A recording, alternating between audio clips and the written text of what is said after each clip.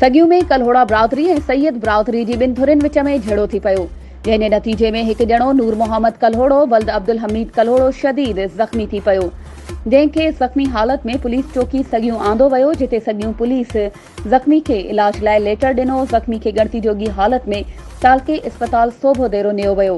उन मौके ते ज़ख़्मी थियल नूर मोहम्मद कल्होड़ो जे भाउ इस्माइल कल्होड़ो नेशनल प्रेस क्लब सगियूं जे सहाफ़ियुनि अॻियां ताहींदे चयो त असांजे घर भरिसां सैयद हिदायत अली शाह ऐं सैयद नवाज़ शाह जो घर आहे। बरसात पवण सबबि असां सैयद हिदायत अली शाह ऐं नवाज़ अली शाह खे चयो त तव्हां पंहिंजे घर ॾे पर्दो करायो त असां पंहिंजे घर जी भित ॾिसूं। उन ते सैयद हिदायत अली शाह ऐं नवाज़ अली शाह असांजे भाउ नूर मोहम्मद कल्होड़ो खे इहो चई घर वठी विया त असां पर्दो करायो आहे, हली तूं पंहिंजे घर जी भित ॾिस। नूर मोहम्मद कल्होड़ो खे घर वठी उन ते हमिलो करे उन खे रतोरत करे मरणी करे छॾियो आहे। हुन आला अख़्तियारनि खां मुतालबो कयो त भाउ ते हमले जा जवाबदार गिरफ़्तार करे इंसाफ़ फ़राहम कयो वञे।